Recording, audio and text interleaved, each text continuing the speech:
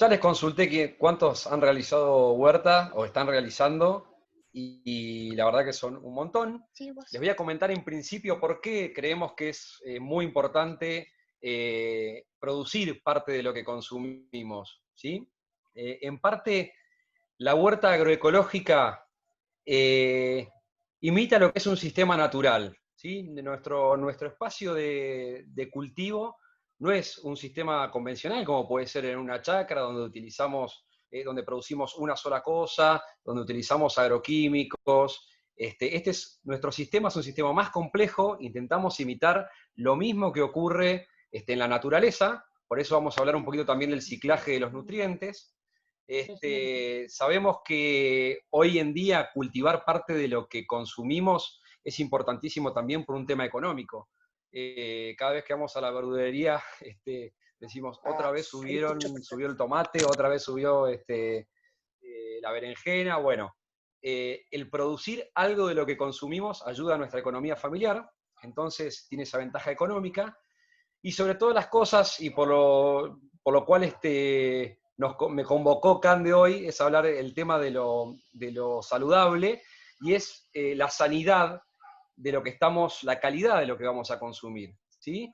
Porque esa hortaliza que nosotros la vamos a cultivar en nuestra huerta, vamos a saber cómo fue cultivada, de qué forma desarrollamos esa planta, de qué forma fue tratada, qué cosas aplicamos en nuestra huerta y qué cosas no, que muchas veces es algo que desconocemos de los productos que consumimos de una verdulería o un supermercado. Muchas veces se ven muy bonitas, acá les puse bonito, fresquito y brillante, que es como por ahí nos entra por los ojos la verdura, el tamaño de esos tomates gigantes, esa lechuga que brilla, hermosa y que no tiene ningún pulgoncito, ningún bichito. Pero muchas veces lo que tenemos en nuestra huerta no es eso, pero sí es mucho más sano, y eso es lo importante, ¿sí? ¿Por qué? Porque para que esas hortalizas lleguen, como llegan a la verdulería, sin ningún bichito, en ese estado impecable, muchas veces se utilizan productos químicos que están habilitados, por supuesto, en dosis adecuadas, pero que nosotros desconocemos si esos productos fueron utilizados de forma correcta. Hay controles por parte de organismos estatales que verifican, pero muchas veces hay parte de lo que se vende que no sabemos, desconocemos la procedencia. Entonces, ¿qué mayor tranquilidad podemos tener que cosechar lo que estamos cultivando nosotros en la huerta y consumir lo que nosotros sabemos que no aplicamos ningún tipo de producto químico? Bueno, como para arrancar, les comento un poquito cuáles son los recursos fundamentales que necesitamos. Primero, contar con un espacio que reciba por lo menos unas 4 o 5 horas de sol directo. Abastecimiento de agua. El agua es fundamental. Las plantas, como cualquier organismo vivo, requieren agua para vivir. Tenemos que tener un agua de calidad, ¿sí? Cuando decimos de calidad, tiene que ser libre de contaminantes químicos, microbiológicos. Normalmente en las huertas urbanas regamos con el agua que tenemos en la red, por eso también tenemos que hacer un uso eficiente de ese recurso. Tener semillas y o plantines, que esos son lo que llamamos normalmente los propágulos a partir del cual se va a formar la planta que nos va a dar los frutos o la cual vamos a cosechar para consumir. Es decir, que es un recurso que sí o sí lo tenemos que tener, si no, no podemos hacer la huerta. Después vamos a ver de qué forma quienes no tienen semilla todavía pueden adquirirlas. Y el tema de las herramientas, que vamos a recordar también un poquito cuáles son las herramientas fundamentales para llevar adelante la huerta. Bueno, ¿cómo organizamos nuestra huerta, nuestro espacio, perdón?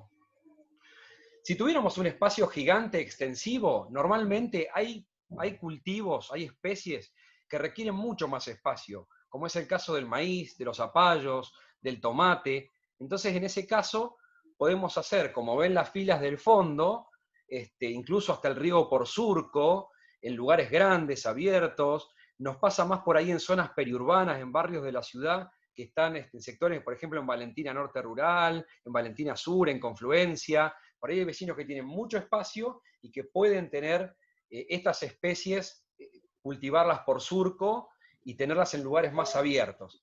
Después tenemos canteros más chiquitos donde hacemos más intensiva la producción y ahí ponemos las plantas que van más juntitas, las de raíz, las de hoja. Ahora vamos a ver cuáles son las especies, las diferentes especies que cultivamos, pero hay cuestiones muy importantes en lo que tiene que ver al espacio. Primero, la delimitación, que el espacio de la huerta esté cercado, esté cerrado. ¿Eso por qué? Porque tenemos que evitar el ingreso de los animales, ¿sí? Los animales son vectores de enfermedades. A veces se complica mucho con el caso de los gatos, porque, bueno, se la rebuscan más fácil para ingresar, pero en el caso de los perros tenemos que tratar que no ingresen a la huerta, ¿sí? La ubicación de un invernadero o un microtúnel, si tenemos espacio para ponerlo, tenemos que definir previamente en la planificación dónde va a estar ubicado.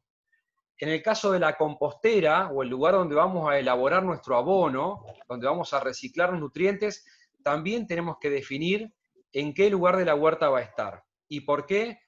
Porque los organismos que trabajan descomponiendo necesitan tener en invierno un ingreso de sol y en verano que esté sombreado el espacio. Entonces, tranquilamente podría ser debajo de un árbol, por ejemplo, que en invierno pierde sus hojas, entonces ingresa el sol y en verano está sombreado por las hojas del arbolito, ¿sí? Si no tenemos la posibilidad del árbol, tenemos que buscar un espacio en que gran parte del día dé la sombra en verano, porque, bueno, por ejemplo, si vamos a tener lombrices para descomponer esa materia orgánica, las lombrices tienen un rango de temperatura óptimo y después con temperaturas por arriba de los 35 grados, como solemos tener los días de verano, vamos a tener algunos problemas. Entonces es importante planificar de entrada cómo vamos a armar la huerta. Muchas veces esto que les estoy mostrando en la zona urbana de la ciudad no ocurre porque no alcanzan los espacios para armar huertas tan grandes, ¿sí? Recién les comentaba lo del ingreso de la radiación solar y por qué es. Por esto que seguramente lo han escuchado muchas veces, y si no se los explico ahora, que es el proceso de fotosíntesis, que es por el cual las plantas elaboran su propio alimento utilizando los nutrientes del suelo, el agua, el dióxido de carbono que está en la atmósfera y a través de la energía solar producen su alimento y además liberan oxígeno al ambiente, ¿sí? Por eso decimos que las plantas y sobre todo los árboles y los bosques son los pulmones de las ciudades y del planeta. Bueno, acá hay algunos ejemplos para que ustedes tengan en cuenta en casos de que no puedan trabajar el suelo en profundidad. Que esto es muy común en la ciudad porque el terreno tiene escombros, porque tengo una terraza o tengo un patio interno y está cementado y no puedo cultivarlo. Entonces, o porque tengo cantidades de gramilla enorme, tengo un patio con gramilla y la gramilla es una de las principales plagas que tenemos normalmente en la huerta. Entonces, ¿cómo podemos hacer? Elevando ese cantero, armando un cantero en altura y rellenando con tierra en interior. Ahora vamos a ver un poquito más adelante cuáles son los puntos fundamentales para poder realizar la huerta respecto a estas estructuras. Les voy a mostrar primero algunos ejemplos como para que se den ideas. Acá, por ejemplo, está el caso de los troncos. En este caso se usaron tablas. Fíjense que hay una de las imágenes que hasta muestra un sistema de riego por goteo aplicado al cantero. En este caso están hechos con bloques o ladrillos o de cemento, en el caso de abajo. Esa pileta de abajo de cemento es una pileta de lombricompuesto. Bueno, en el caso que tengamos poco espacio, también podemos aprovechar las paredes de nuestro patio con estructuras verticales, como en este caso los pallets, con macetas, maceteros, ¿sí? La famosa huerta vertical.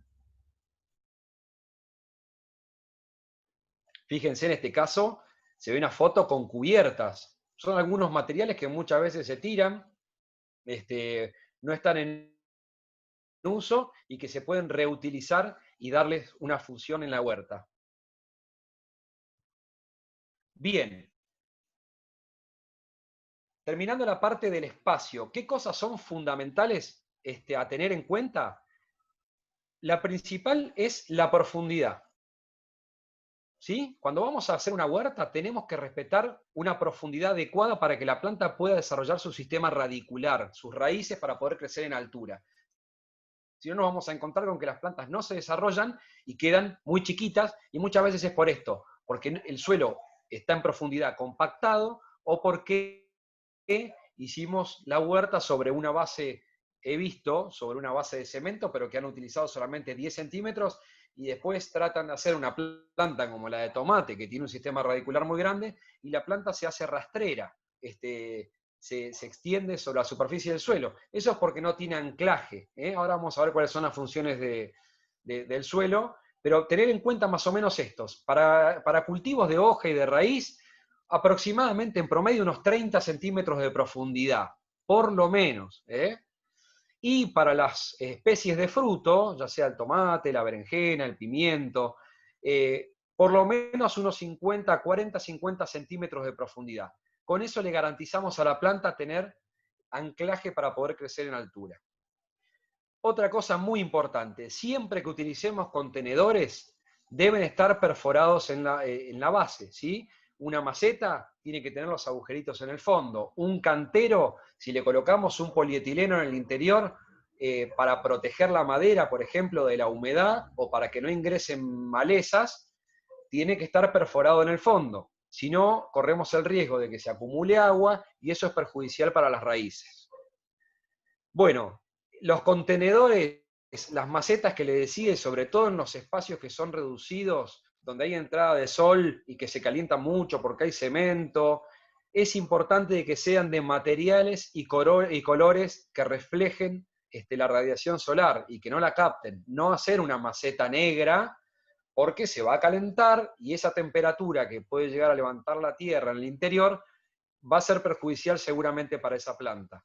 Se pueden utilizar, por ejemplo, los tachos de pintura de 20 litros, llenarlos con 3/4 de tacho con tierra, con un sustrato, con tierra mezclada con un poquito de arena, y con un abono orgánico, y va a andar perfectamente para cualquiera de los cultivos de fruto. Y la exposición al sol que les comentaba recién, de por lo menos 4 o 5 horas para garantizar de que maduren correctamente nuestros cultivos de primavera. Fíjense que se pueden hacer cultivos en distintos lugares. Acá les puse una foto incluso de los techos vivos que se utilizan en muchos lugares del mundo para amortiguar los aumentos de temperatura y que, bueno, se están desarrollando en muchísimas ciudades del mundo. El armado de los canteros. Esto para darles una idea aproximada, para que se guíen. Cuando voy a armar un cantero, es importante delimitar primero el lugar, definirlo, marcarlo, tener en cuenta en cuanto a las medidas, de no irme mucho más allá de 1,20 m, 1,50 m de ancho, porque después se me va a complicar trabajarlo desde los costados, y no más finito, porque si no, me van a quedar muchos canteros finitos y mucho camino que no lo voy a utilizar. Entonces, 1,20 m, 1,50 m es una buena medida. El largo irá en función del patio que tengamos. Montar la estructura de acuerdo al material. Vimos que hay diferentes tipos de materiales que se pueden utilizar. Colocarle postes para sujetar esos postes intermedios, para sujetar los postes o las maderas laterales. Colocar por ahí un polietileno, como les decía, muchas veces ayuda, si hay gramilla en el exterior, a que la gramilla no ingrese al cantero. ¿Sí? Entonces los laterales no lo vamos a perforar, sino que vamos a perforar el fondo para que drene. Y después vamos a tener que rellenar con tierra. En el último tramo en profundidad del cantero se puede colocar por ahí un material más grueso, unos 10 centímetros de arena, que eso ayuda a la permeabilidad del suelo y a que drene bien, que no se acumule agua. Y después, hacia arriba, en esa profundidad que les decía que necesita la planta, debemos colocar una mezcla de tierra con algún abono orgánico, un compost, un lombricompuesto, materiales que normalmente en los viveros se consiguen, y que, bueno, van a garantizar de que también la tierra tenga nutrientes para que la planta pueda crecer, ¿sí? Porque si nosotros llenamos ese cantero con arena, va a tener una muy buena permeabilidad, la planta probablemente arranque después del trasplante o de la siembra, bárbaro, pero después la vamos a notar que no crece porque no va a tener nutrientes. Bueno, ¿y cómo hacemos en el caso que trabajamos el suelo? Delimitamos el cantero con estacas o con un hilo y damos vuelta con una pala de corazón, damos vuelta una zanja, hacemos una zanja con la pala y vamos avanzando, como se ve en la figura. Disculpen, les pido que apaguen el micrófono por ahí porque me entra muchísimo ruido. Cualquier cosa. Bueno, y como se ve en el paso 3 y se continúa en el 4, se da vuelta a la tierra y después procedemos a molerla con una azada, ¿sí? La azada es la función que cumple, la utilizamos para desterronar, es decir, quedan siempre terrones, que son pedazos de tierra grandes, los terminamos rompiendo con la azada, y es algo muy importante, si el suelo no lo trabajaron antes, el día anterior, está bueno que dejen un poco, rieguen, dejen la manguera que infiltre el agua, que humedezca, así va a costar menos dar vuelta a la tierra. No les recomiendo que lo hagan un ratito antes porque si no van a encontrar un barro que no lo van a poder trabajar. Pero sí, un día antes o regar bien a la mañana para hacer el trabajo a la tarde a última hora. Bueno, una vez que desterronamos con la azada, con el rastrillo emparejamos y sacamos las impurezas del cantero. Las impurezas son piedritas, palitos, lo que encontremos. Nos hemos encontrado con materiales de todo tipo, vidrios, latas, bueno, lo que haya habido en ese terreno. Es importante que la tierra quede bien suelta, le decimos mullida, es decir, que uno pueda meter la mano, que no quede compactado por lo menos en esos 30 o 40 centímetros que vamos a trabajar. Bien, las funciones del suelo. El suelo sirve de anclaje a las plantas, como les contaba, para poder crecer en altura tienen que anclarse, tiene los nutrientes almacenados, es el encargado de retener el agua de cuando nosotros reguemos o cuando llueva, ¿sí? En la estructura de ese suelo hay unos poros muy chiquitos, ahora les voy a mostrar una imagen, que se llenan de agua y en el suelo se retiene esa humedad. Entonces, cuando regamos o cuando llueve, la planta tiene un tiempo para adquirir esa agua del suelo y cuando esa agua se termina debemos reponerla, volver a regar. Y además es el lugar donde viven muchísimos microorganismos, ¿sí? Que son muy útiles, son los que van a dejar la materia orgánica disponible para que la planta la consuma obteniendo los nutrientes de esa materia orgánica. Nosotros recomendamos, y después se los voy a comentar, hacer un abonado previo a cada estación, un abonado a través del agregado de algún abono orgánico, algún guano maduro. Bueno, los microorganismos del suelo, que están en ese guano y que van a estar en un suelo con materia orgánica, van a ser los que van a cortar esa cadena en pedacitos para que la planta la pueda tomar, ¿sí? Que tome los nutrientes, pues yo agrego materia orgánica, restos directamente sobre el suelo, la planta no va a poder hacer uso de esos residuos orgánicos. Para que se den una idea cómo está compuesto el suelo, ese gráfico de torta me quedó mal armado, porque un 50% es espacio gaseoso y un 50% sólido. Dentro de ese 50% de espacio gaseoso, cuando regamos, normalmente queda ocupado un 25% y un 25% queda con aire. Y de la fracción sólida, un 45%, esto en un suelo óptimo, un suelo trabajado muchísimos años con incorporación de materia orgánica o un suelo prácticamente de bosque, puede llegar a niveles de materia orgánica de 5 o 7%, ¿sí? El resto son minerales. ¿Cuáles son los minerales? Arena, limo y arcilla, ¿sí? ¿De acuerdo a qué proporción? La arena, el limo y la arcilla se diferencian entre sí por la granulometría, por el espesor de esas partículas de los minerales. La arena es la más gruesa, ¿sí? Es la que podemos al tacto sentir los granitos. La arcilla es la más finita. Ahora les voy a mostrar una foto para que se den una idea. Entonces, de acuerdo a la proporción que tenemos de esos minerales, el suelo puede ser más arcilloso o más arenoso. Lo que buscamos es un suelo equilibrado. Para reconocerlos, les muestro un poquito estas fotos. Van a ver un suelo de barda normalmente donde el agua se evapora y se resquebraja. Ahí es porque el agua no pudo ingresar, no pudo penetrar al suelo, porque las partículas son tan finas, es como un talco, que se juntan tanto que se vuelve impermeable. Entonces, cuando se evapora, se resquebraja. Eso es clásico de un suelo arcilloso, un extremo. El otro extremo es un suelo desértico, suelos como los que podemos llegar a tener en algunos sectores de barda, o cercanos al río, suelos arenosos, que tienen mucha arena, pero que tampoco tienen mucha materia orgánica. Lo que nosotros buscamos en la huerta es un suelo equilibrado, que tenga un suelo franco, como el que está en el medio, una buena proporción de minerales, pero que tenga un buen contenido de materia orgánica. Bueno, una vez que tenemos listo el suelo y lo emparejamos con el rastrillo, previo a la siembra, el suelo tiene que tener humedad a la siembra o al trasplante.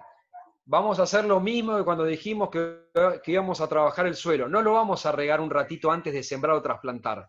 Lo vamos a regar unas horas antes, por lo menos de la mañana a la tarde, o el día anterior, ¿sí? Que tenga humedad, que nosotros podamos marcar las filas de siembra, o hacer el pocito para el trasplante y que la tierra no se desmorone, que no esté seca, ¿sí?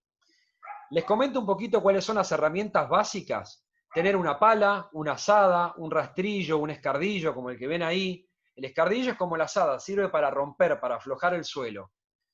Bueno, ahí no está en la foto el rastrillo, pero el rastrillo es fundamental para emparejar y para sacar las impurezas, como les decía. Y acá en realidad vamos a hacer una cosa. Vayan planteándose algunas consultas para el final relacionadas a este tema y después las vamos a responder al final, así podemos avanzar. Espero no estarlos aburriendo. Bueno, una vez que está preparado el suelo, nos preguntamos qué vamos a sembrar, ¿sí? ¿Qué podemos sembrar? ¿Cómo vamos a sembrar? ¿Y dónde vamos a sembrar dentro de la huerta? Para eso es muy, pero muy importante recurrir al calendario de siembra, ¿sí? ¿Qué es el calendario de siembra? Es justamente un listado de especies por estación. El calendario nos dice qué especies vamos a poder sembrar, por ejemplo, durante todo el año, qué variedades son las que podemos sembrar en los diferentes momentos del año, a qué distancias tienen que estar las plantas en su lugar definitivo en la huerta, en la misma fila y entre filas. Por eso van a ver que hay dos numeritos. Dice, por ejemplo, el apio, 20 por 40. ¿Qué quiere decir? Que en la misma fila una planta de apio de la otra tiene que estar a 20 centímetros, pero una fila de la otra tiene que estar a 40. ¿Y eso por qué es? Es para permitir el ingreso de la radiación solar y que no se sombree una fila con la otra.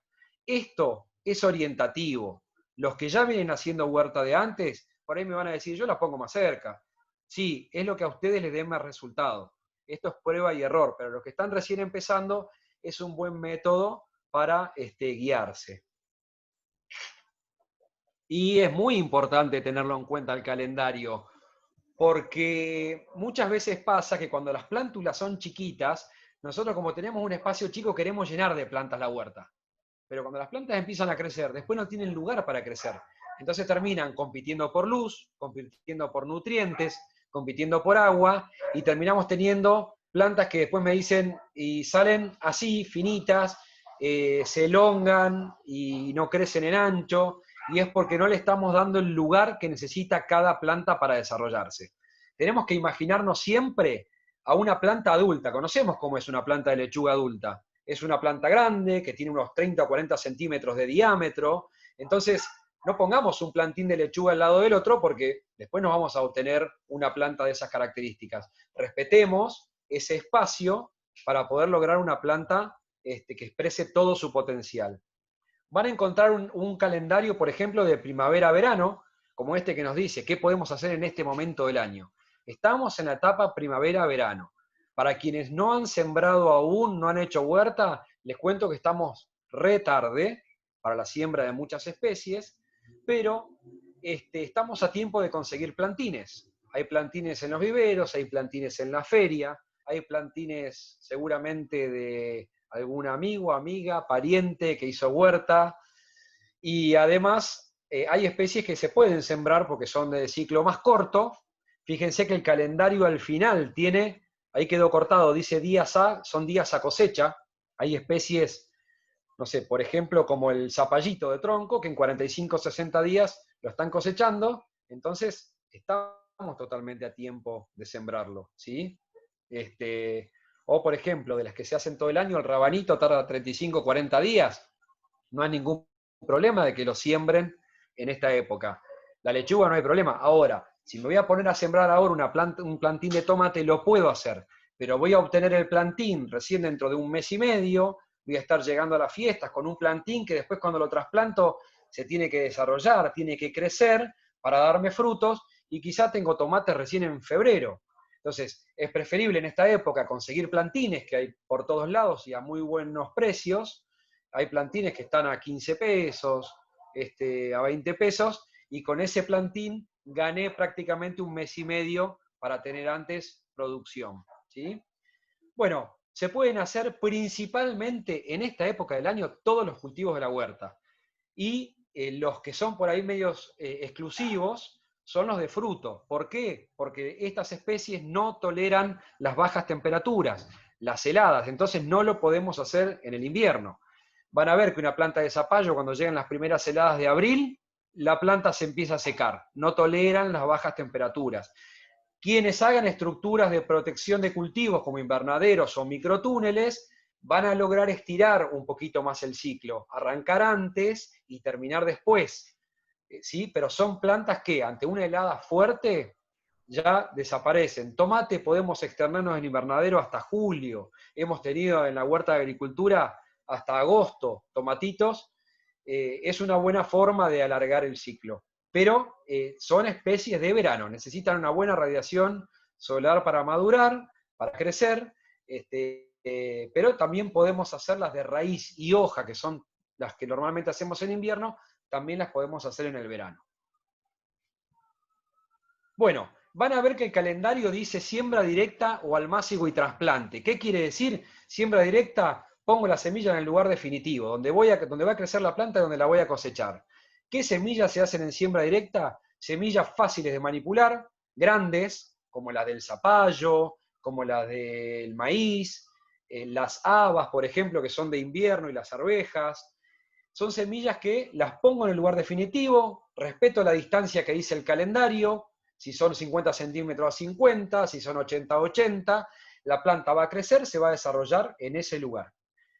Y además hago por siembra directa especies que no toleran el trasplante, que no aguantan que yo las siembre en un lugar y después las cambie al lugar definitivo, como es el caso principalmente de la zanahoria, porque emite una raíz tan larga y finita que siempre la cortamos, los rabanitos, ¿sí? Las remolachas se pueden hacer en almácigo, se pueden hacer, ahí está puesta como que no. El perejil, que es semilla muy chiquitita y que no tiene problema de crecer toda junta. La radicheta o achicoria se puede sembrar en siembra directa, porque son cultivos que crecen en mucha densidad, que yo los voy a cortar y van a rebrotar.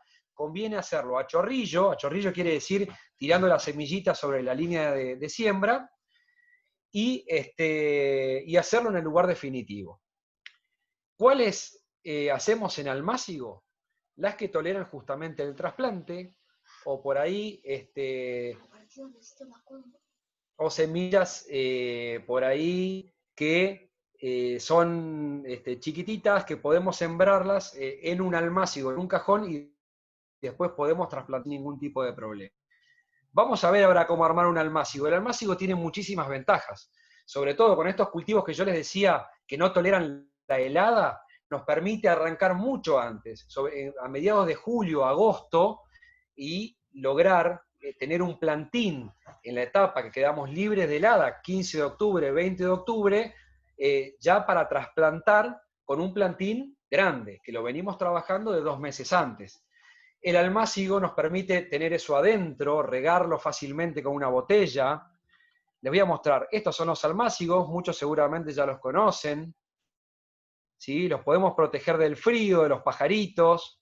Hay bandejas, estos en cajones que de la verdulería normalmente los tiran. Utilizamos una tablita de altura de tierra y hacemos la siembra en el cajón. Después lo trasplantamos sacando el plantín del cajón y llevándolo al lugar definitivo.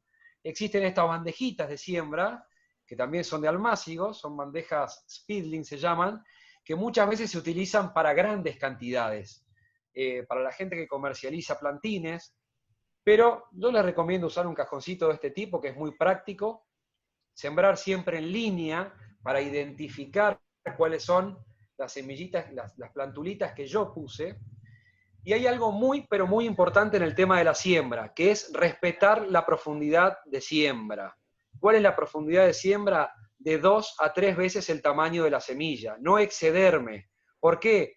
Porque la semilla es un órgano vivo, es un embrión que está latente, que está respirando, que tiene reservas para crecer, pero que si yo lo pongo a una profundidad muy grande, esas reservas no le van a alcanzar para salir a la superficie y empezar a hacer la fotosíntesis y alimentarse de la luz solar, ¿sí? Entonces, todo ese crecimiento que tiene bajo tierra es dependiente de la cantidad de reserva que tiene la semilla. Si una semilla chiquitita la pongo a 10 centímetros de profundidad, no va a salir nunca. Y es muy común, y siempre me dicen muchos vecinos, Alfonso, la semilla que ustedes entregan no germina, no funciona. Y muchas veces es un error común, por eso se los comento. Quienes vienen haciendo huerta, esto seguramente ya lo saben, pero para quienes van a sembrar por primera vez, es algo muy importante. Sembrar de 2 a 3 veces la profundidad del tamaño de la semilla. Hay semillas que miden 1 milímetro de diámetro, y bueno, tenemos que ponerlo a 3, 4 milímetros, no más. Es apenas un poquito de profundidad, lo tapamos con un poquito de tierra finita, lo regamos con un aspersor de mano, o con una botellita con la tapa pinchada, y logramos estos plantines, ¿sí? Lo mismo con la siembra directa, ¿eh? Si hacemos siembra directa, por ejemplo, hacemos siembra directa de lechuga en algún momento, o hacemos siembra directa de perejil, de zanahoria, son semillas chiquitas. Tenemos que respetar la profundidad de siembra. Y me van a decir, bueno, ¿de dónde saco la semilla? ¿La compro? ¿Voy a la semillera? Sí, lo pueden hacer. Hay muchas especies, muchas variedades que por ahí ofrecen las semilleras que son híbridos. ¿Qué quiere decir? Son variedades que se lograron a través de cruzamientos que tienen una producción espectacular. Normalmente es muy pareja lo que se utiliza para los cultivos en las chacras, para que la producción sea la máxima, de mucha cantidad de frutos, de gran tamaño. Pero ¿cuál es el problema de esas variedades? Que no vamos a lograr que la progenie, es decir, las semillitas que podemos sacar de esos frutos, den plantas iguales a las plantas madres, ¿sí? Ese es un problema que tienen los híbridos. Para evitar eso tenemos que usar variedades puras, variedades de polinización abierta, que son las que entregamos nosotros a través del programa de huertas, a través de ProHuerta, que trabajamos en conjunto con INTA, y a través de estos kits que elaboramos desde la municipalidad este año, y que hemos entregado ya más de 2.000 kits, y que todavía nos quedan en agricultura. Así que quien no haya adquirido todavía un kit, nos pueden escribir a través del Facebook de Agricultura Urbana Neuquén Capital, o al teléfono que les voy a dejar al final, para acordar la entrega de las semillas, ¿sí? Bueno, ya hablamos un poquito de las cosas importantes. El trasplante es fundamental de que el lugar donde voy a trasplantar esté húmedo previamente, igual que la siembra, que esté húmedo también el almácigo, que haya regado el cajón o los plantines un rato antes para que tengan una buena turgencia las células de la planta, que estén bien, que no estén deshidratadas, y hacerlo siempre a la última hora de la tarde para evitar que el sol deshidrate ese suelo o esa planta, evitar la transpiración excesiva, y tenga toda la noche y la mañana para recuperarse. Entonces vamos a hacer un pocito del tamaño del pancito de tierra, vamos a arrimar tierra con los dedos y a presionar para eliminar el aire, y vamos a regar inmediatamente esas plantas que trasplantamos. Siempre vamos a trasplantar a la distancia que nos dice el calendario de siembra. Consultas de siembra, anoten también, ahora al final las vamos a evacuar, ¿sí? Algunas cositas fundamentales, sepan de que cada tema de estos de huerta es un mundo aparte. Muchos temas de estos van a encontrar algunas capacitaciones en el Facebook de Agricultura Urbana, que es Agricultura Urbana Neuquén Capital. Pero cada tema da para hablar un montón. en este rato que estamos compartiendo del canal saludable, yo quiero que se lleven una idea básica de cada una de las tareas. Los cuidados fundamentales de la huerta, el riego. Muchas veces me preguntan, ¿cuánto riego? Bueno, no es lo mismo regar ahora en etapa de primavera de verano que regar en invierno. Las plantas tienen mayor necesidad ahora en verano, hay mucha más transpiración de la humedad del suelo. Entonces, ¿cuándo regamos? Regamos a la mañana o regamos a la tarde, ¿sí? O regamos en los dos momentos si vemos que se deshidrata mucho el suelo. ¿Cuánto regamos?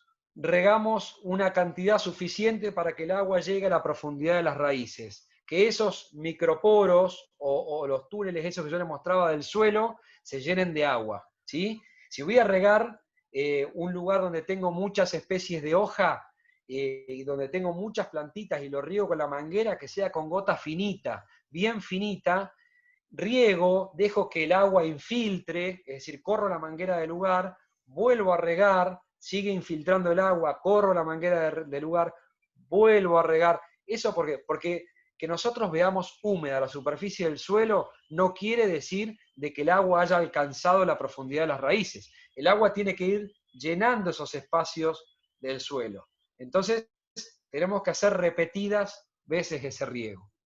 ¿Cómo debemos regar? Bueno, hay métodos como el caso de las mangueras o cintas de goteo, que son muy importantes para especies que se siembran en línea, porque eso me genera un continuo de un bulbo húmedo, una línea húmeda, porque los goteritos vienen puestos cada 20, 30 o 50 centímetros, de acuerdo al tipo de cinta o manguera, pero no hacer esto que ven acá en el caso del maíz, no inundar. Eso de dejar la manguera corriendo, no.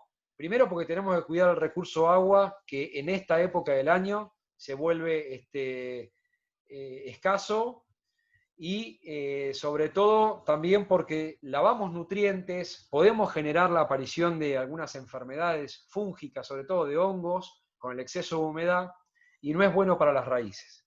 El tema de la lluviecita fina, como este tipo de aspersores, o poner el dedo en la manguera y generar una lluvia con la manguera, es lo ideal, ¿sí? O una regadera, también es una buena opción. El abonado. Acá les muestro algunos tipos de abonos. Abonos orgánicos, como el caso de la izquierda, abono inorgánico, como es el caso, o abono químico, como es el caso de la derecha, la urea, que por ahí lo conocen, se usa por ahí para el césped. Yo no lo recomiendo en la huerta. ¿Por qué? Porque eso es comida disponible para la planta para el momento. Mucho se pierde de eso, se volatiliza el nitrógeno, la urea es principalmente nitrógeno, y después en el suelo no nos queda nada. En cambio, si nosotros mantenemos una buena cantidad de materia orgánica en el suelo, vamos a mantener una buena nutrición permanente, porque esos microorganismos que están en el suelo van a ir rompiendo esas cadenas que yo les contaba de la materia orgánica para dejar disponibles los nutrientes para las plantas. ¿Cuánto agregamos? Y yo les recomiendo de un guano maduro, un guano de chivo, un guano de conejo, de un compost, aproximadamente una carretillada cada 4 metros lineales, por ejemplo, de cantero, para darles un ejemplo, ¿sí? Así para que tengan una noción aproximada. Lo ideal sería hacer un análisis de suelo, ver qué cantidad de nutrientes tiene la tierra inicial, ver cuánto le tenemos que agregar, ver cuántos nutrientes nos aporta ese abono y hacer un cálculo de cuál es la cantidad a agregar. Bueno, otros cuidados es ahora en pleno verano y con los días de excesiva radiación, hacer una protección con una media sombra. Lo que denominamos un sombráculo, colocar una media sombra que nos protege parte del día de la radiación excesiva, porque las plantas tienen una temperatura óptima de crecimiento, ¿sí? Que va de los 18 a los 26 grados aproximadamente, pero temperaturas más elevadas generan un estrés. Y la planta, para poder tolerar ese estrés y para evitar la pérdida excesiva de agua, minimizan su metabolismo. Es decir, cierran sus estructuras a través de las cuales intercambian, hacen intercambio gaseoso y pierden humedad. Entonces es como que bajan el crecimiento. Si nosotros la protegemos en parte del día, vamos a facilitar un mayor crecimiento Voy a tomar en esas horas de mate. sol. Bueno, la protección, por ejemplo, contra los pájaros. Muchas veces pasa que me dicen, tengo los plantines, los trasplanto y vienen los pajaritos y me comen las hojas.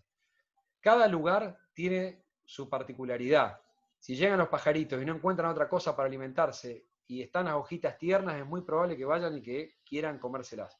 Podemos hacer este tipo de estructuras como la de la izquierda arriba, que es una malla antipájaro, o como se hace a veces el tema del espantapájaro, que a veces da resultado, a veces no, después se acostumbran los pajaritos, o se cuelgan cosas que hagan movimiento, que los espanten. Bueno, el mulching, que se puede hacer con pasto seco para evitar de que se pierda humedad del suelo, que es esa cobertura que además ayuda, es una barrera de luz para que no crezcan las malezas. La carpida es otra práctica, que es lo que les mostraba hoy con la asada o con el carpidor, para aflojar la tierra al costado de las filas de plantación. El tutorado o entutorado, que es colocar una guía, sobre todo para las plantas que producen frutos y que necesitamos darle un sostén para que no se nos caiga la planta con la producción o no se nos desgaje. Entonces a los tomates se les hace este tipo de estructura, o a las berenjenas, a los pimientos, donde podemos atarla, no apretando el tallo, pero haciéndole un doble nudo que quede suelta la planta, pero que con el viento no se vuelque o con el peso, para ayudarlas a crecer. O la planta de porotos, por ejemplo, para que se trepe, que tiene hábito de crecimiento de tipo enredadera. Y bueno, y acá les dejo algunos ejemplos de cosas que se pueden hacer con botellas. Estructuras, por ejemplo, para proteger cultivos, proteger del viento. Por ahí la temperatura es muy difícil porque es muy difícil que no nos queden espacios de intercambio entre el interior y el exterior de aire. Yo acá no les puse los microtúneles o los invernaderos como estructuras de cultivo. Se usan más en la época de otoño, invierno y principios de primavera, pero los invernaderos son trampas de calor que sirven para que las plantas crezcan más en el momento en que los días todavía son fríos.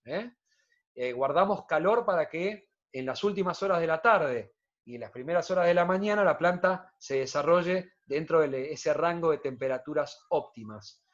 Estas estructuras con botella, que se pueden hacer paredes de botellas, sirven por ahí para la zona de la meseta, donde los vientos son excesivos, donde vuelan ramas y nos pueden romper el nylon. Bueno, para frenar un poco el viento y el daño del viento, se pueden hacer paredes con botellas, techos con botellas, estas tejuelas que se hacen con calor y que se van uniendo con broches, y se arma un techo, por ejemplo, un invernadero con botellas cortadas, cercos, ¿sí? Algunas ideas, canteros, incluso usarlos por ahí cuando la primera etapa de la primavera, donde todavía hay algún riesgo de helada, se le puede colocar ese bidón con la tapa abierta para que haya intercambio de aire, pero que genera un microclima interno dentro del bidón para ayudar a ese plantín recién trasplantado a superar ese estrés que normalmente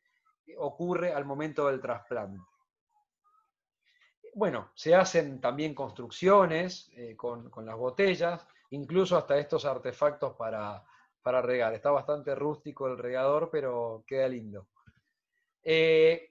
A ver, gente, estamos a unos 10 minutos de cumplirse la hora. Nos quedan muchos temas importantes como es el reciclaje de los nutrientes a través del compostaje o el lombricompuesto, el tema de las asociaciones en la huerta, son temas que me pueden consultar, me pueden mandar un mail, lo pueden buscar, hay información.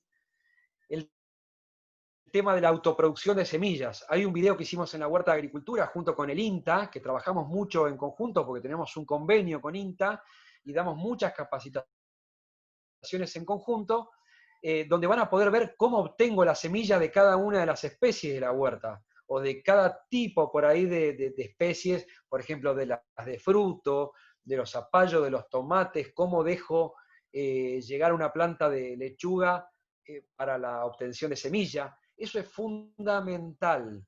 ¿Para qué?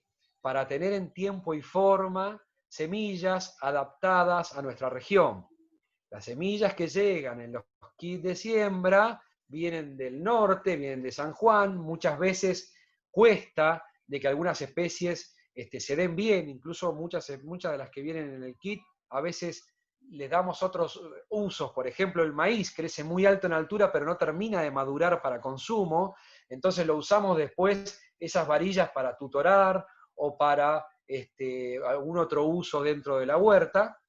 Pero es importante utilizar semilla que yo sé que funciona bien, que viene de una planta sana, de una planta que tuvo un buen crecimiento, que me gusta ese fruto porque tiene un buen sabor, de un tomate que más allá de que no tenga el mejor tamaño es muy rico, y que yo elegí a qué planta le voy a sacar esa semilla, ¿sí? Bueno, hablé un montón hasta acá, por ahí un montón de información junta, discúlpenme si viene muy rápido, pero tenía mucha información junta. Me imagino que deben haber un montón de consultas, así que Cande, por ahí te doy la palabra como para que me comentes a ver cómo venimos.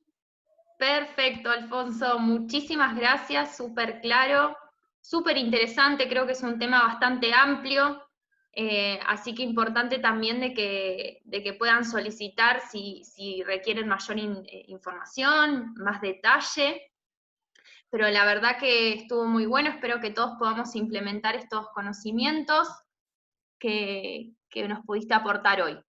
Bueno, comencemos con las preguntas. Claudia Romero pregunta si la gramilla se puede exterminar.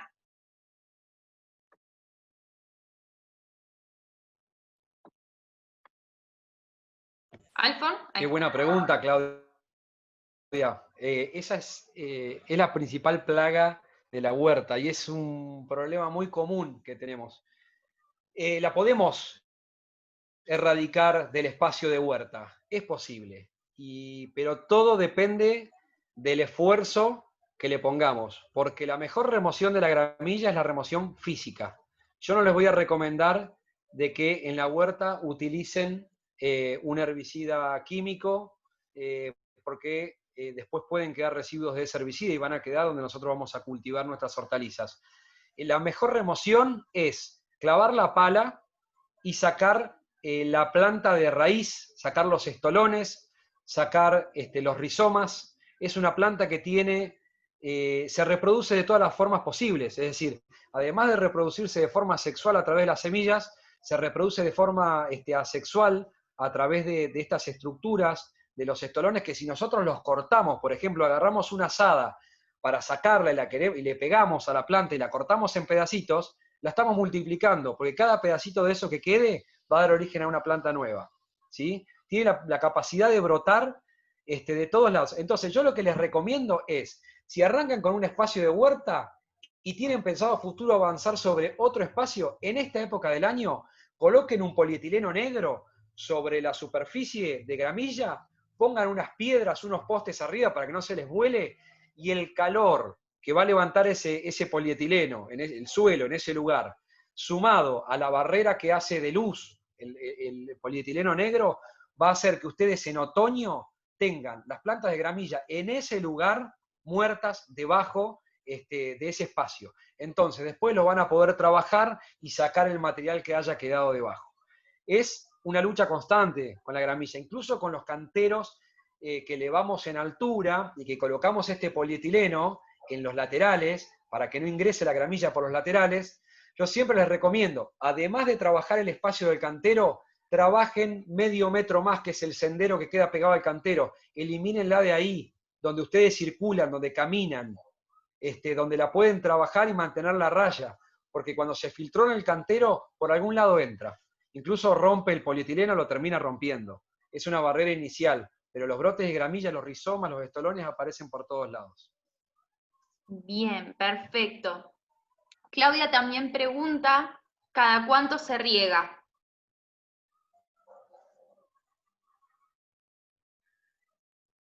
Se me entrecortó, pero creo que preguntaba cada cuánto se riega. ¿Cada cuánto se riega? Como les decía, en esta época, yo les recomiendo, para que lo usen como algo práctico, cuando empiecen a ver que la superficie del suelo empieza a pasar de un tono oscuro, húmedo, a más clarito que se está secando, es el momento de reponer agua, y no en exceso. El agua para alcanzar la profundidad de las raíces. Por supuesto que una planta de zapallo, de tomate, que está llenando los frutos, que tiene más área foliar, es decir, que transpira más, va a necesitar más humedad que una planta chiquita. Entonces, en ese lugar repondría un poco más de agua que en el lugar donde están las lechugas, el apio o cualquiera de las otras especies.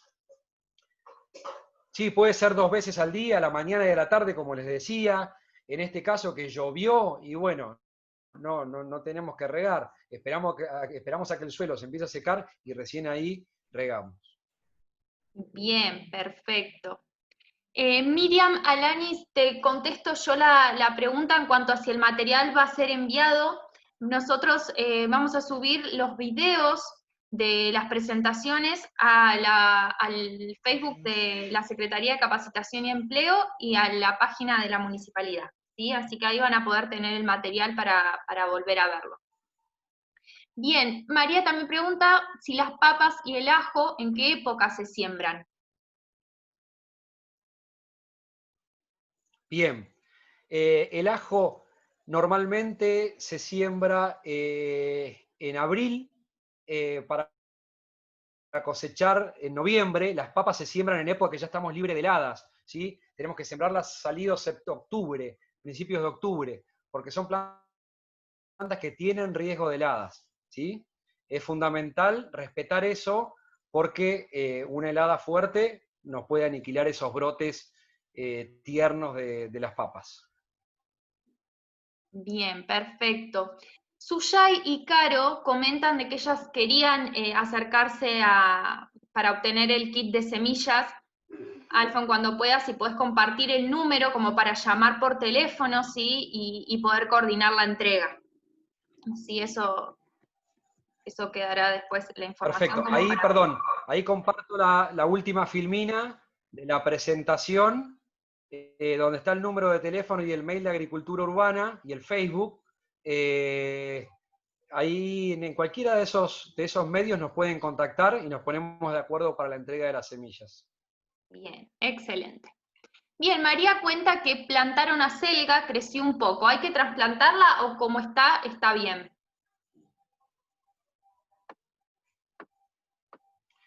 Bien, si sembraron la selga y les creció muy junta y tienen muchas plantulitas juntas, la selga, como la lechuga, por ejemplo, o el apio, toleran tranquilamente el trasplante. Es decir, respetando las distancias que nos dice el calendario de siembra, 20, 30 o 40 centímetros entre plantas, la levanto con una cucharita o con una palita de jardín y la trasplanto a otro lugar. Dejo el espacio que necesita una planta para desarrollarse bien. Pasa muchas veces que, como les decía, por querer ocupar el poquito espacio que tenemos, sembramos mucho. Y todas esas plantulitas después las tenemos que ralear o trasplantar. Y voy a hacer un comentario ahora que me acordé con el tema de la zanahoria, por ejemplo. La zanahoria, al no tolerar el trasplante y al exigirnos hacer la siembra directa en el lugar definitivo, tenemos que tener mucha precaución en la cantidad de semillas que aplicamos en la fila de siembra. ¿Por qué? Porque si vemos en el calendario, cada planta debe quedar a unos 5 centímetros una de otra. ¿Por qué es esto? Porque la semilla en profundidad, perdón, la zanahoria en profundidad, esa raíz tiene que crecer en largo y en ancho, ¿sí? Necesita espacio para crecer. Entonces, si yo siembro mucho, me salen todas las semillitas amontonadas y yo tengo que sacar las plantulitas que no las puedo trasplantar para dejar ese espacio entre planta y planta, termino tirando más de la mitad de las plántulas. Van a ir a parar al compost, al lombricompuesto. Entonces, la zanahoria, tener mucha precaución al momento de la siembra, tratar de que caigan distanciadas aproximadamente a unos 5 centímetros. Si nos caen más, bueno, al momento del raleo, el raleo es sacar las plantas de entre medio para dejar el espacio ideal entre planta y planta, eliminaremos las más chiquitas, las que quedan de menor tamaño, para que nos quede un buen espacio entre dos plantas de zanahoria. Es muy común en el cultivo de zanahoria que me digan, salieron todas, pero salen todas así. Tengo una zanahoria finita como una lapicera. Sí, claro, porque el crecimiento en tamaño y en número de células de esa raíz se tiene que dar en un suelo suelto, en un suelo profundo, tiene que estar libre para poder crecer. Y si al lado tiene otra planta, no va a crecer.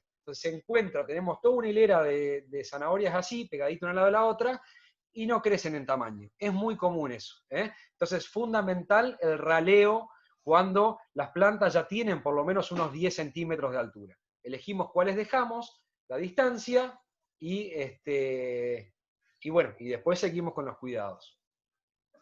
Bien, perfecto. Vamos con otra pregunta. Natalia dice, ¿cada cuánto tiempo habría que abonar la tierra?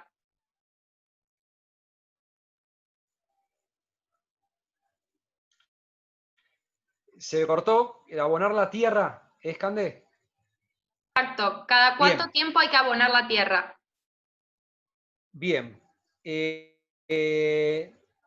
Tiene también mucho que ver con la cantidad de materia orgánica que tenga esa tierra. Pero yo recomiendo, antes de cada estación, en los canteros, agregar esa cantidad que les decía de compost, de un guano maduro.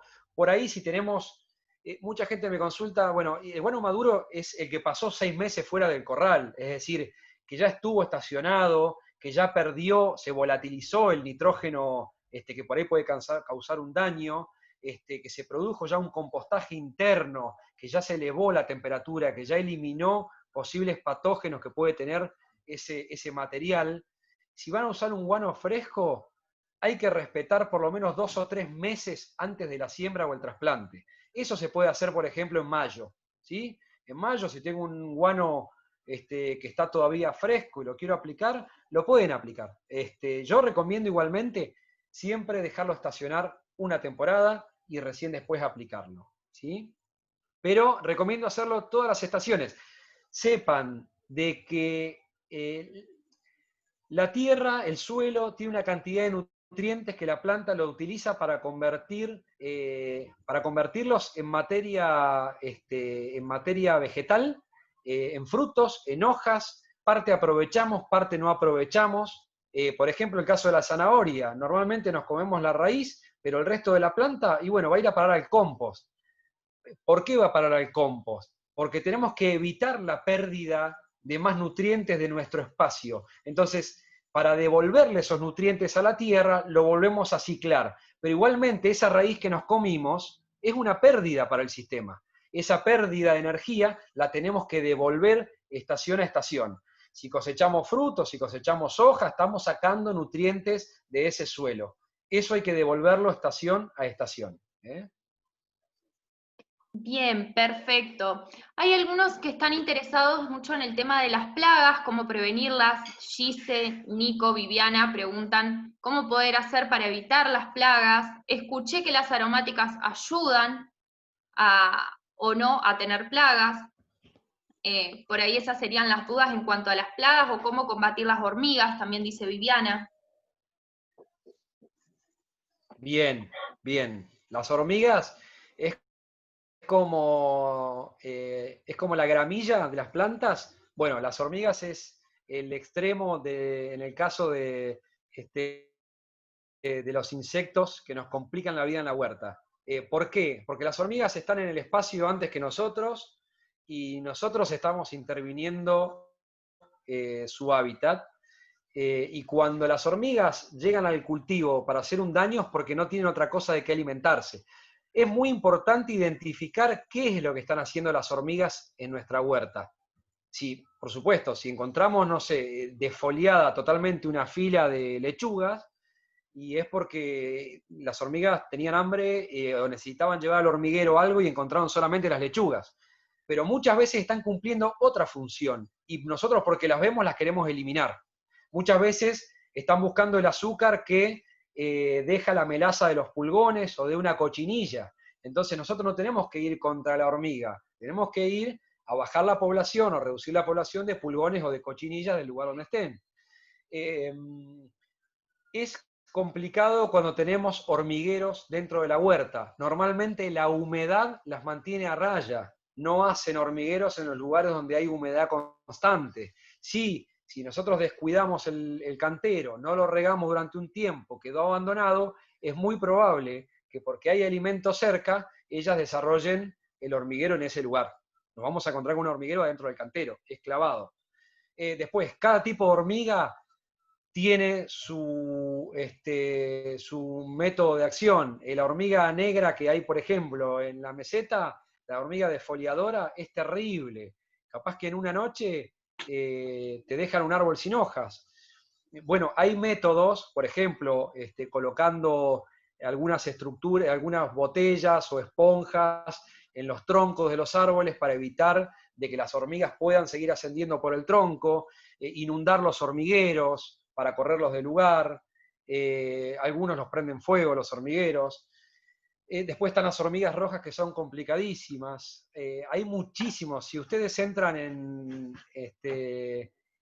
YouTube a ver videos relacionados al control de hormigas, hay recetas para hacer dulce. Ahora, no quiere decir de que todas esas recetas vayan a funcionar en el lugar donde estamos. Cada lugar es una realidad distinta. Incluso hay métodos con arroz que se prepara con sulfato de cobre, entonces el cobre que es trasladado dentro del hormiguero donde se desarrolla el hongo, porque todo lo que llevan las hormigas al interior del hormiguero es para alimentar un hongo del cual se alimentan las larvas que van a dar origen a nuevas hormigas. Entonces, para matar ese hongo, hay un método que es colocar en el caminito de las hormigas arroz que se prepara con sulfato de cobre y las hormigas lo trasladan dentro del hormiguero.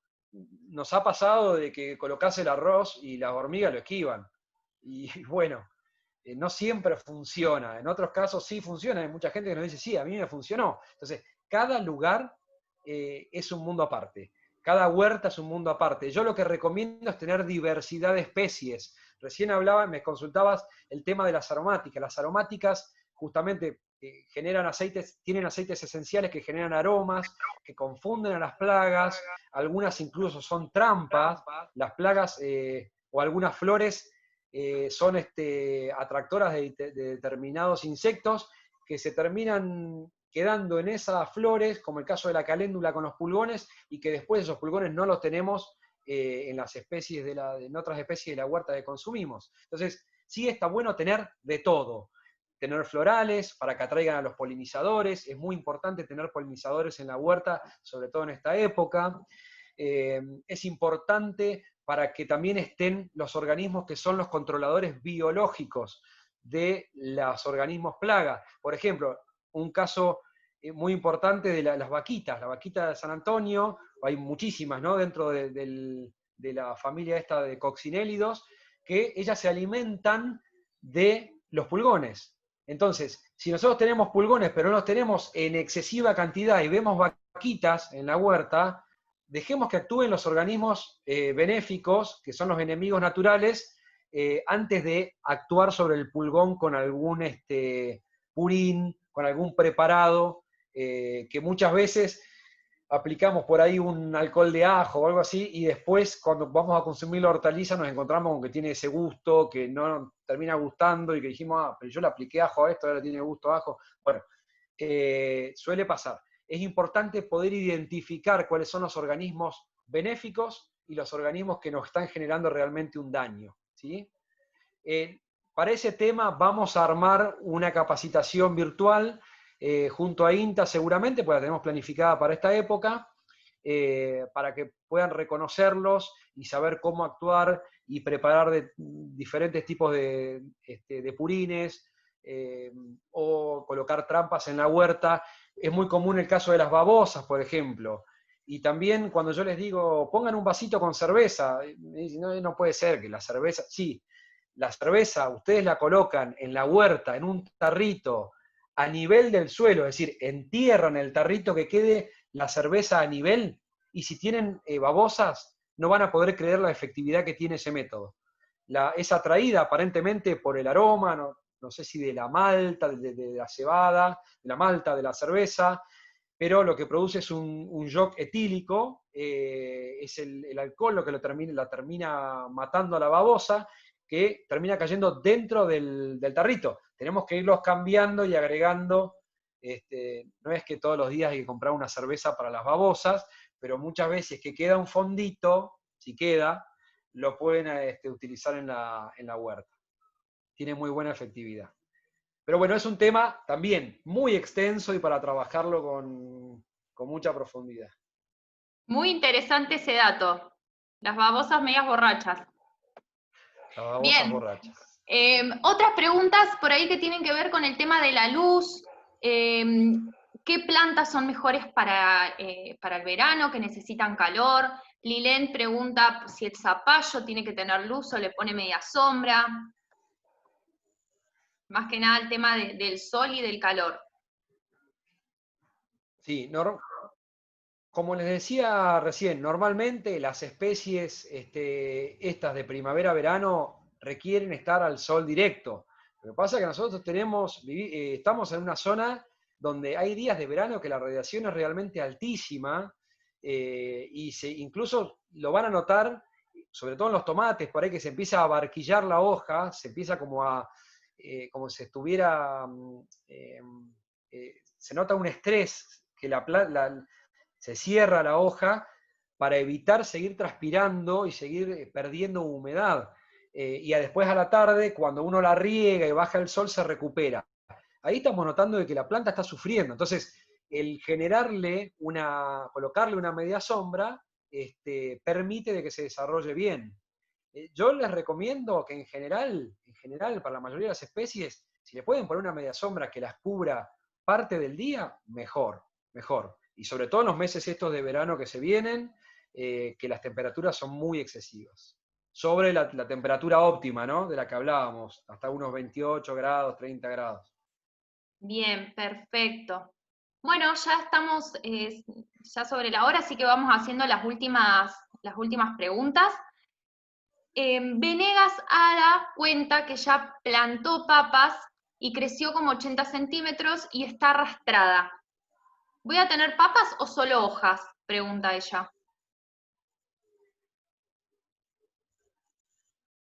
Está arrastrada, se hizo rastrera la planta y bueno, hay que ver si esa planta, como decíamos hoy, pudo crecer bien en profundidad para crecer en altura. Pasa muchas veces que se vuelcan los brotes de la papa también. Si ya tiene flores, muy probablemente tenga buena cantidad de papas abajo. Que escarbe un poquito y vea si ya puede empezar a cosechar. Si tiene esa altura la planta y tiene flores la planta, es muy probable que ya tenga papas formadas, tubérculos en las raíces. Sí, sí, sí. Sí, es muy probable que pueda cosecharlo. Recuerden que la papa, como en el caso de la zanahoria, que tienen que crecer, las células que se multiplican tienen que expandirse en número y en tamaño, requieren de suelos sueltos, suelos arenosos, suelos de buena permeabilidad. Si yo las pongo en un suelo apretado, un suelo arcilloso, lo más probable es que me salgan o no me salgan las papines o me salgan unas papitas chiquitas apretadas así, que van a estar durísimas. Pasa lo mismo con la remolacha, con la zanahoria, requieren suelos sueltos. Por eso es el caso de las cubiertas que se hace elevado y se rellenan con arena y por supuesto agregándole algún abono orgánico como para darle nutrición, pero es muy práctico el tema ese, o algunos lo hacen adentro de baldes. Hay un montón de métodos para producir papas. Incluso les recomiendo que entren y vean videos en YouTube, que hay muchísimas formas de producir papas y obtenerlas fácilmente. Bien. Perfecto. Y bueno, una de las últimas preguntas, Vicky pregunta si el agua en donde hervimos verdura o huevos sirve como abono.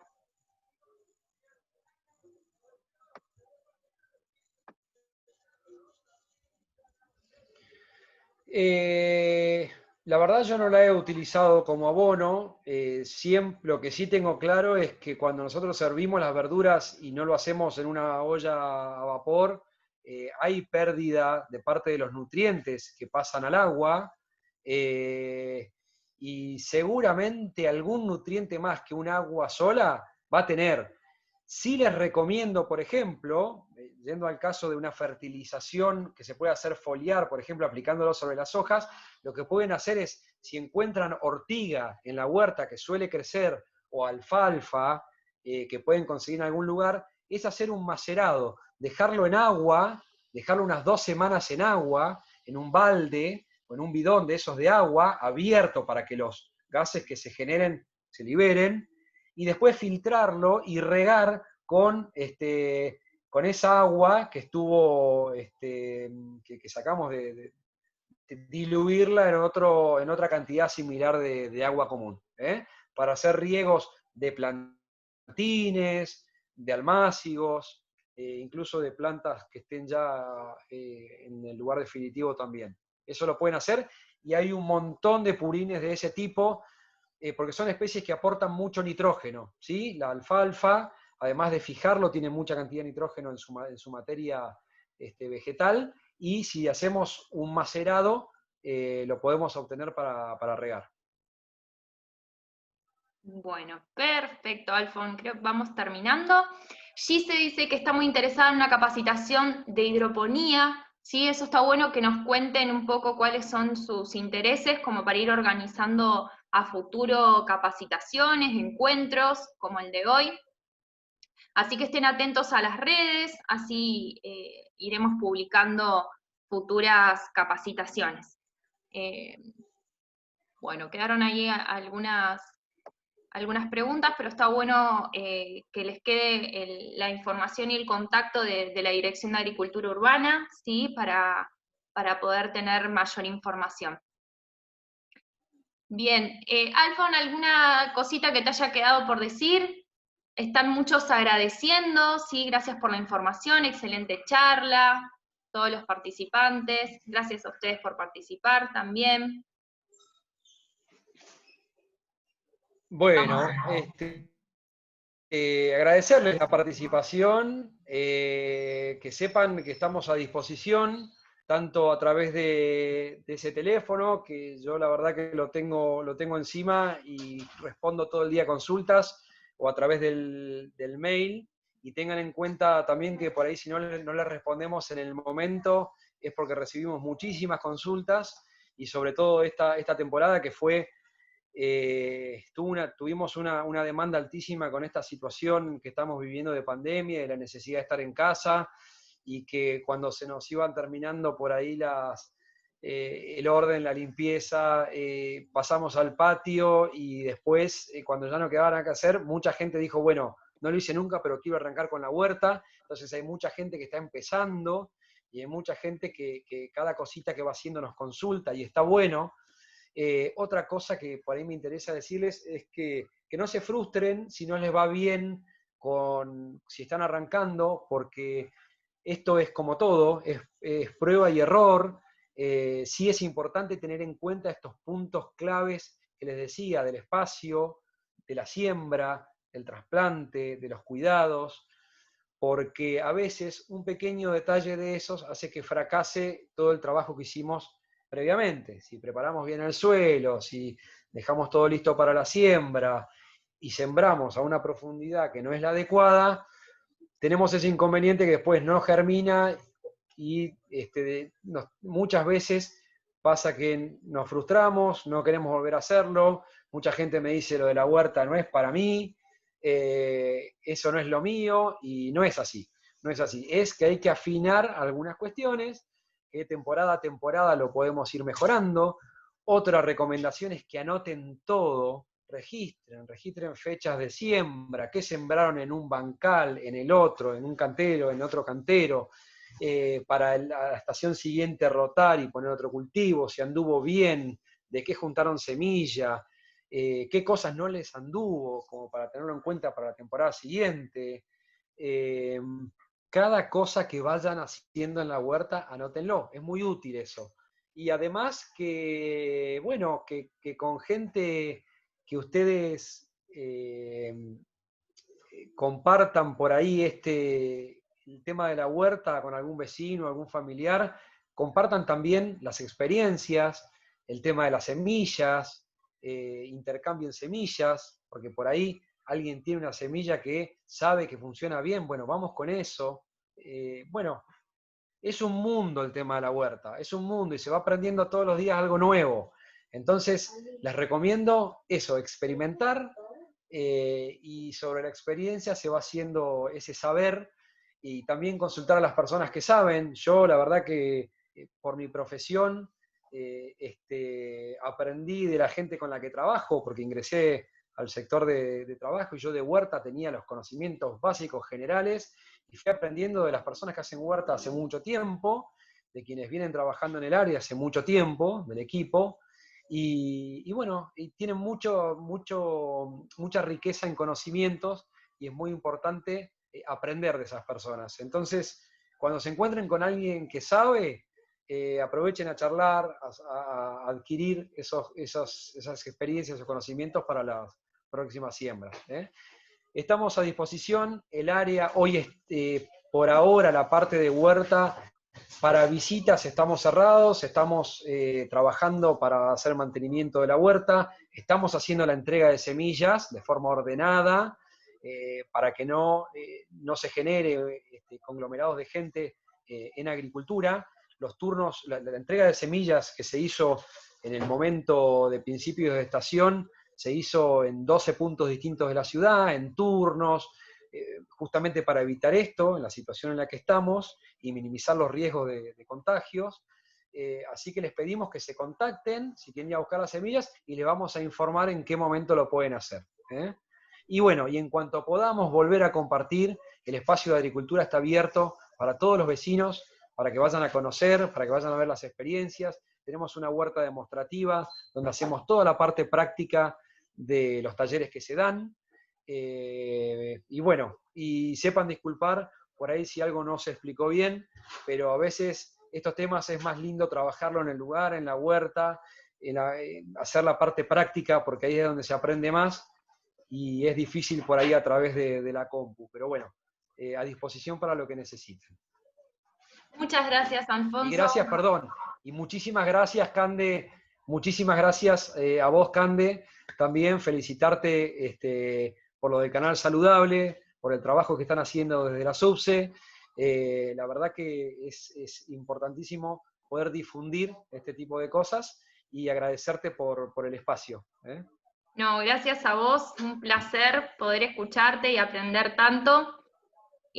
Bueno, aprovecho a comentarles, nosotros desde la Subsecretaría de Hábitos Saludables iniciamos este programa que se llama Canal Saludable. Estamos todos los jueves a las 20 horas tocando distintos temas con profesionales que nos ayuden a poder incorporar hábitos que nos mejoren un poco nuestro estado de salud, ¿sí? Hábitos saludables.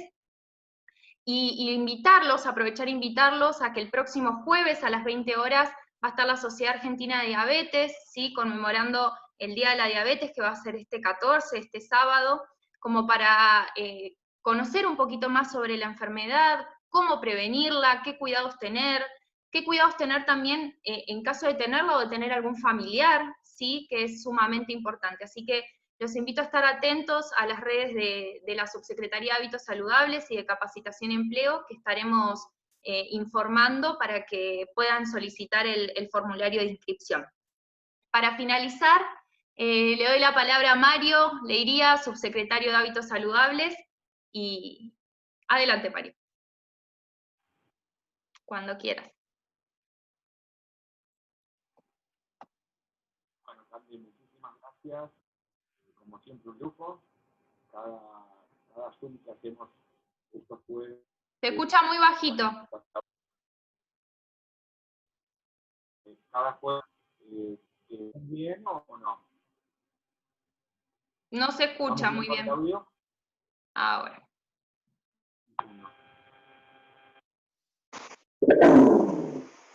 Ahora, Cande, ¿cómo estamos? Ahora sí, perfecto. Bueno, nada, felicitarte, un orgullo que estés formando parte del equipo de mi subsecretaría. Cada jueves lo haces mejor. Bueno, Alfonso, supremo. Alfonso, gracias y muchas gracias, a tu disposición siempre. Sabemos la excelencia, el excelente profesional que sos y el excelente trabajo que haces. Por ahí me quedó picando esto de verlo en el lugar de trabajo. Tal vez por ahí lo veremos con Cande y con el equipo que sabe más de tecnología, de mostrar un poquitito, aunque estemos cerrados, cultura urbana, por estos medios virtuales, porque es muy digno y es enorme enorme el trabajo que haces y lo que podemos aportar a todos los neuquinos y las neuquinas. Esto de las huertas urbanas era una inquietud muy pedida, como fue en su momento el Día de la CB con Miriam Vicente, como va a ser diabetes, los convoco, como médico que soy. La diabetes es una enfermedad silente, no pica, no duele, no muestra ningún síntoma, pero está, y cuando da síntomas por lo general es tarde. Entonces, nuestra función y nuestra misión es informar y es educar a todos los neuquinos y las neuquinas para que tengan una mejor calidad de vida y sus hábitos sean cada vez más saludables y evitemos deterioros en nuestra salud. El cultivar en casa, evitar pesticidas y todo, Alfonso, te agradezco enormemente. La convocatoria, como dijo Candela, Canal Saludable, llegó para quedarse y la convocatoria es permanente. Cuando tengas algo más que aportar, Alfonso, esta es tu casa, lo sabes muy bien. Gracias, Cande, cada día lo haces mejor. Gracias a la secretaria de quien dependemos, a la Tana, que hoy está cumpliendo años, así que le quiero mandar a María Pascualini un enorme cariño y un muy feliz cumpleaños y que tenga un hermoso día. Al igual que mi hijo autista, perdón si pasé este aviso, pero los afectos son hábitos saludables también. Gracias a todos. Muchas gracias, Muchísimas Mario. gracias, Un abrazo Mario. grande. Bueno, perfecto. Entonces con esto finalizamos. Nos encontramos entonces el jueves próximo, jueves 19 a las 20 horas. Muchas gracias por participar y que tengan unas buenas noches. Gracias, Alfonso. Hasta luego. Muchísimas gracias a todos por participar. Muchas gracias. Chau, chau. Hasta luego. Chau, chau.